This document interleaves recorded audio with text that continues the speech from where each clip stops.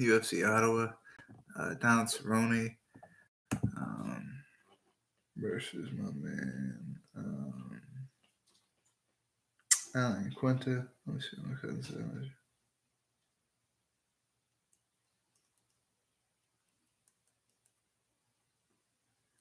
Oh shit, my dude is the real deal.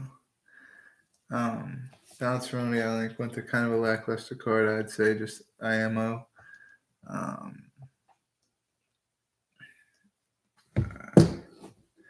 Let's see. Hold on just a second. Let me get all my shit set up.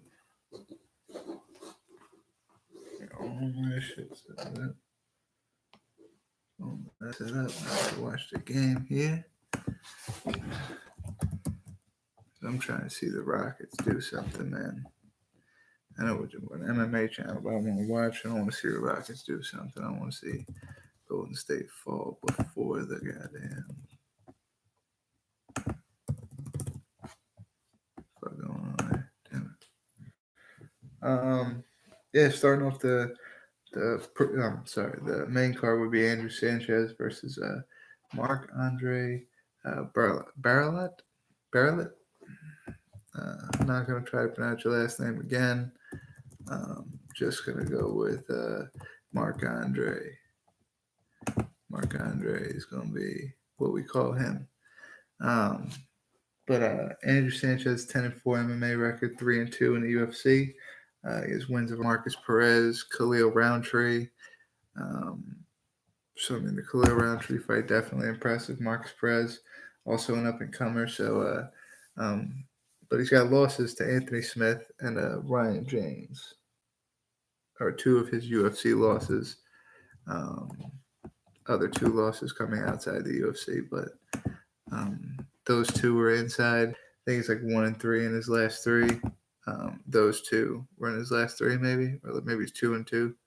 I don't know. They were recent. Both of the two losses were both recent. Against Marc-Andre, who is 11-1 in MMA. He's making his UFC debut. 8 out of 11 wins are by knockout. He's native of Canada, so I mean we can see why he got the fight. New to the sport, knockout artist, going up against Andrew Sanchez. Hometown, I'm going to go hometown guy. I normally don't. I normally like to see the hometown guy take a loss, just so, I think it's funny. I don't think it would be funny if it happened to me, but I mostly enjoy like when it's in like China and then they force us to wake up at weird times to watch the fight, and all that shit. So those are the ones where I root for the guys. I'm like, I hope all the Americans win when they come in there. But the Canadian here, I'm gonna go with Marc-Andre. Can't pronounce your last name. Go and pick you. Walt Harris versus Sergey Spivak. Sergey Spivak. Harris 11-7, 11 knockouts. All his fights are knockouts. His last fight was a split decision win over Andrei Arlovsky, so that would have effectively ended the 100% knockout streak of his wins. But that was changed to a no contest when he got popped by USADA. He's 11-7-1, one no contest. Split decision from Arlovsky's taken away. He's got losses to Nikita Krylov, Fabricio Verdun, Mark Godbeer. That was pretty loud, huh? So he faces the top level competition and he normally fizzles out. Where Spivak is 9-0, making UFC debut, 100% finish rate, 4 knockouts, 5 submissions. I was all on board with these Russian guys coming over undefeated, 1 loss, impressive. And then, dude, this guy just fought Greg Hardy, Dmitry Shmalatov, or how do you say his name? I can't even get with that dude. I really can't. He wasn't ready for the UFC. So I don't know if a 9-0 guy over there that's fighting over there those same guys is ready for the UFC. So that made this pick pretty easy for me. I'm gonna give it to Walt Harris. I don't like Walt Harris much. Um, 'Cause I thought he lost the Arlovsky fight. I just always have these biased things when people like, I don't know, I don't know, I don't know.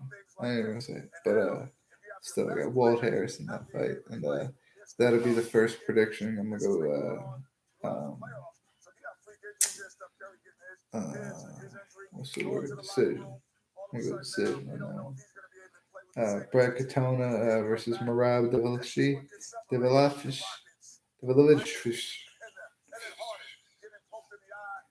You know what I mean? Um, Marab. I call him Marab, Long Island boy, New York. Uh,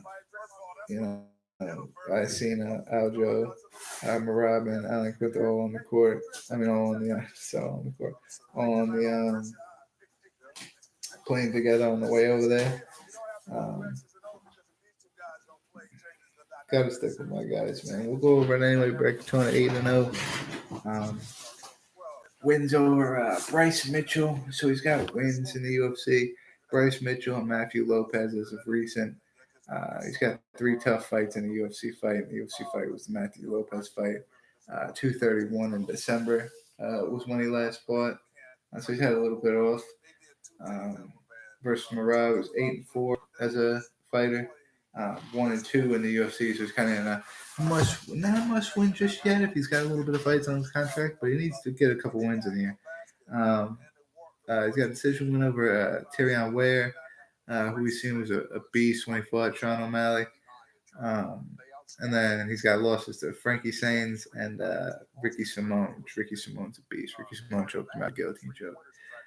Ricky Simone's a beast, so I got Marab. I called it before I even read the names off. I got Marab.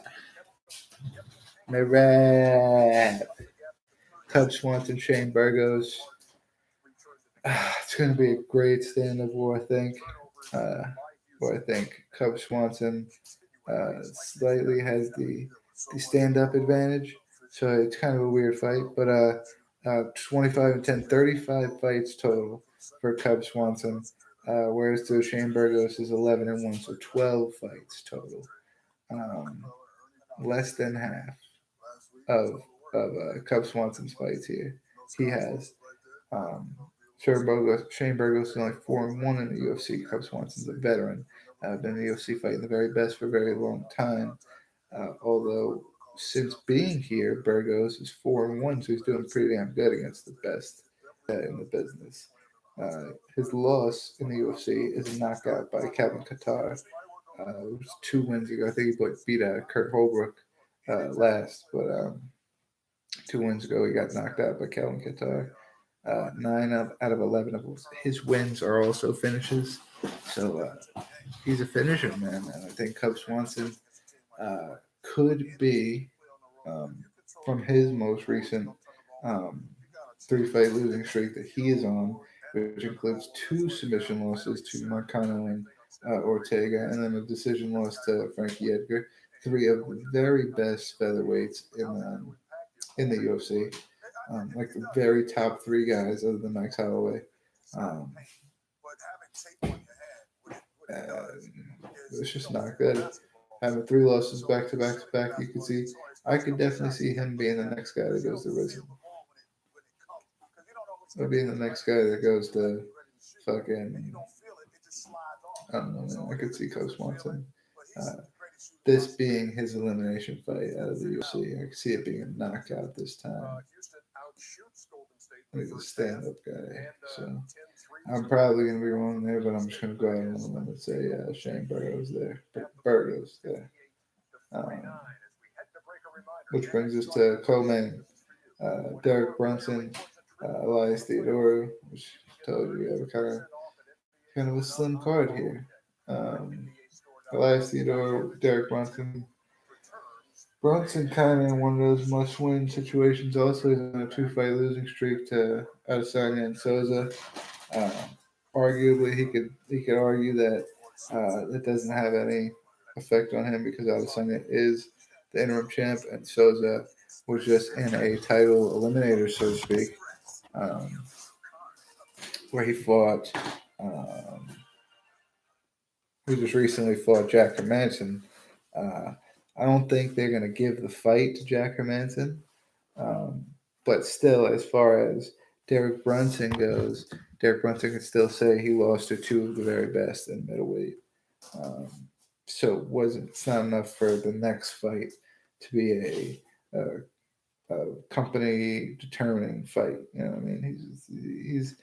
He's also a pretty deep veteran. He's got wins over Chris Lieben, Lorenzo Larkin, Sam Alvey, Uriah Hall, Dan Kelly, and Leona Machida. He lost to Souza twice. Jacare Souza he lost to twice. Anderson Silva, Robert Whitaker, Romero, and one of his first losses to Kendall Grove. Um, so all top level competition he's lost to as well. But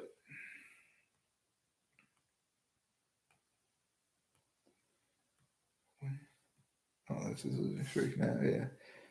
Derek Brunson hasn't done too well. He relies so much on his wrestling, and he can't get his wrestling to work. Um, who knows what happens? Theodore's on a 3-fight winning streak over Dan Kelly, Trevor Smith, and Eric Anders, 16-2. Never been finished at all. Only lost his 2 losses by decision. So, Derek Brunson is no finisher, Mr. Wrestler. Easy to see that this fight would go to decision. Just who would win the decision, and based off of who I would rather have in the UFC, I'm gonna go with. No, I'm not gonna go based off that. I'm not. Who do I think's gonna win? Takedown.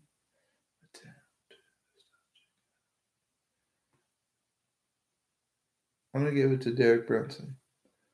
And I'm going to give Derek Brunson by decision. Another kind of slow, drawn out, get to the points kind of fight. But I'll give it to Derek Brunson. I think he gets back in the win column there and shuts down Theodore's streak he's got going on, 3-fight winning streak. I think went to 7-2. I think went to Don Cerrone's a main event, obviously. I think went to 7-2 since he last fought Kevin Lee. Uh, for Kevin Lee twice. So when he fought Kevin Lee in 2014, which is 5 years ago, he's 7-2 since then. He has wins over Diego Sanchez, Jorge Masvidal, Joe Lozon. 50% of his wins are by knockout. The other 50 are made up of submissions and decisions. But he's a stand-up guy. He's going to come straight forward at you. Whereas Cerrone is more of just a kind of an all-around. He'll try to play you at not your strength. So he'll try to wrestle you. If you're a striker, he'll try to strike with you. If you're a wrestler, he'll try to, you know what I mean? He's that type of guy. I think the young bull, the young hungry bull, is going to come out and do to Don Cerrone similar to what Darren Till did to Don Cerrone. And that's just my opinion. I think it's going to be very similar to that fight. I think went to by knockout first round. First round. Cerrone, though, has been killing the dreams of the young guys, man. Mike Perry, Alexander Hernandez, both have fell victim of thinking that Don Cerrone's all done, taking it for granted, and Don Cerrone whooping their ass. So I don't think Quentin's got that type of head on his shoulders, but if he did, be a good chance for Cerrone to get a win there, big win in the lightweight division. Also on the card, Macy Chiasson versus Sarah Moraes. Ariane Baholar versus Juan Adams. And Mitch Gagnon versus Cole Smith.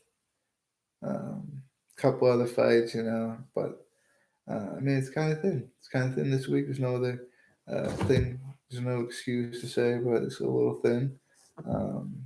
And let's go on. I think they built up a little bit for the next week, which I believe is 237. Yes, in Brazil, Andrade and Jessica Andrade and Rose Namajunas Anderson Silva's co-main event. Jose Aldo, Alexander Volkanovski on there. Francisco Trinaldo, Diego Ferreira. Rogério Nogueira, Ryan Spann, Kurt Holbrook, Bitch Correa versus Irina Adania, BJ Penn-Claguida. Pretty deep. So I think they just spent most of they decided to stack that one up a little bit because then you go down to this Dos Anjos Kevin Lee card, and that one's kind of. Oh, this one's got some good fights on. Julio Aris versus Julian Rosa. Desmond Green, Charles Jourdain, Zach Cummings, Trevin Giles, Megan Anderson's back, Charles Oliveira, Nick Lentz, Antonio Carlos Jr., Ian Heisich, Aspen Ladd, Ciara Eubanks, Neil Magny, Vicente Luque, and then RDA Kevin Lee. That's a pretty fucking stacked card for a fight night. So I think they just kind of had a dry spell if people didn't want to take fights or something.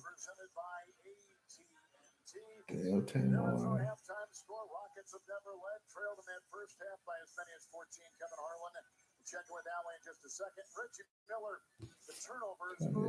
This one's kind of lackluster too. Sweden, but it's never fucking big when you go to Sweden and shit. You go to Chicago to fucking Eddie Wineland's coming back when they go to Chicago. Caitlin Chikadian, Joanne Calderwood, Carl Lamas versus Calvin Kattar we just talked about.